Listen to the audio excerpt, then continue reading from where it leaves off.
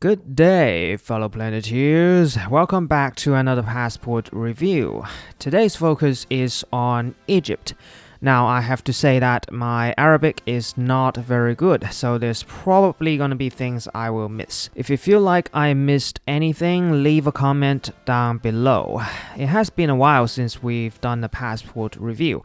If you'd like to see more passports in the future, remember to like and subscribe. Alright, first things first, Egyptian passport is one of those passports that open right to left, as opposed to the normal left to right, the way most countries' passports do. It's not the first time we've run into a passport like this. If you remember, we've done a review on the Israeli passport, which is the only non-Arabic passport in the world that opens the same way. So if you haven't seen that video yet, I have a link to that in the description. The reason for this is pretty simple. Arabic reads from right to left, and Arabic books open from right to left as well. Starting from the cover, you can see that the passport is bilingual in Arabic and French. Using French as the lingua franca was normal back in the days. I think it was during the Thailand episode that I mentioned how Thai passports before 1977 were in French instead of English. I'll link the Thai passport review somewhere here as well. By the way, the 1970s was during the presidency of Anwar Sadat, who's famous for the Infratar policy, which opened up the Egyptian economy for the global market. It was also during that time when Egypt broke its relations with the USSR in favor of the United States. So I wouldn't be surprised if it turns out Egypt started using English on its passports during or after that period in order to warm up to America. If you know exactly when Egyptian passports changed into English, leave a comment. Using French is not that big of a problem. The problem I have with the cover is the font.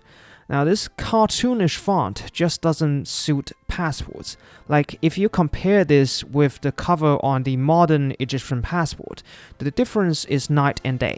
It's very hard to take your country seriously when you're using Comic Sans on a passport. You might also notice that the national emblem on this passport is different than that on the modern Egyptian passport. And it's not just because the chicken lost weight. The bird on this passport is called the Hawk of Quraysh, and the other one is called the Eagle of Saladin. The Eagle of Saladin was adopted by Egypt after the revolution of 1952 and is seen as the symbol of modern Egypt. The likeness was based on the carvings on the Cairo citadel. According to legends, the eagle represents Saladin, the first Sultan of Egypt. But when this passport was issued, Egypt was a part of a larger union called Federation of Arab Republics, which comprised Syria, Libya, and Egypt. The Federation of Arab Republics was the brainchild of Libyan President Gaddafi. Yeah, that Gaddafi. At the time of this passport, the three countries were in the process of merging into one, and they just finished unifying their flags and national emblems. However, following the defeat in a war with Israel again in 1973, Egypt started negotiating with Israel without consulting the other two partners. This led to the breakdown of the federation. A couple years later, Egypt changed its flag and national emblems into the ones we're more familiar today. Alright, enough chit-chat, let's crack this open and see what's inside. On the inside front cover, we have the passport statement, which reads, "The Minister of Foreign Affairs requests all whom it may concern to permit the bearer of this passport to pass, assist and protect him whenever necessary." The usual stuff. On top of that is the issuing authority, Administration of Passports, Immigration and Nationality under the Interior Minister. On the left, we have the passport number, issuing location, date of issue, passport bearer's name, and the name of the spouse. All of the information is handwritten, which is the norm back in the days. Page 2 and 3 are some of the bearer's personal information. Now, for privacy reasons, I'm gonna block this part on the public YouTube version. If you want to see the full version, I encourage you to become a patron on Patreon or click join on YouTube and become a channel member. The uncensored version will be available there. Alright, on the left, we have the information in French and Arabic on the right. The interesting thing here is the occupation is only filled out in Arabic. I think the passport officer got lazy. Turning to page 4 and 5, we have the passport bearer's photo. It is kind of weird that they separated the photo from the rest of the personal info. And again, there's no standard on how you should arrange these things back in the days. Now we're back to page 6 and 7. These two pages are set up in relation to the registration of residency. On the right, it says that Egyptian citizens who live overseas must register with the closest Egyptian embassy or consulate in the first 6 months after establishing residency. Otherwise, she will be fined. At least that's what Google tells me. It's not the first time we've seen this kind of regulation on passports. I think Belgian and Spanish passports also have the same thing, if I remember correct. But I think Egypt is the only country I've seen that set up an entire section on the passport for the registration. I wonder how much was the fine. By the way, you can check out the videos I did on Belgian and Spanish passports, link in the description. Starting from page 8 and 9, we have the visas, and right off the bat you can see that someone has made a huge mistake. Obviously a wrong visa stamp by a Saudi official, and he had to cross it out. Turning over, we see more stamps, including a visa stamp. They are all from Saudi Arabia, because Saudi Arabia was the only country this passport was used for. One thing that's very interesting about Saudi Arabia is that it uses the Islamic calendar, called Hijri.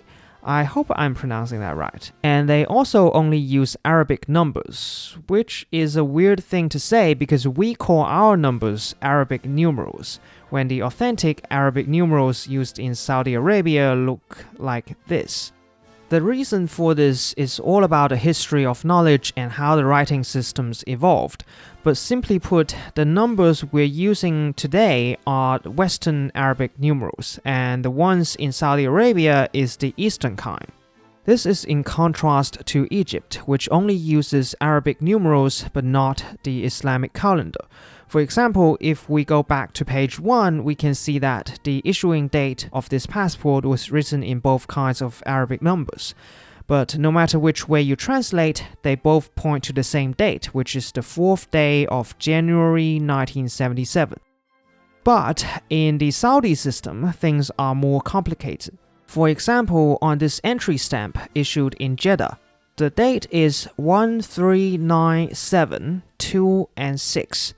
Or at least I think that's the date. The stamp is a little bit fuzzy. But no matter how you square it, it doesn't make sense, right? Because 1397 doesn't seem to be the correct year. This date is obviously in Hijri. Hijri got its name from Hijra, which was the move from Mecca to Medina by Muhammad.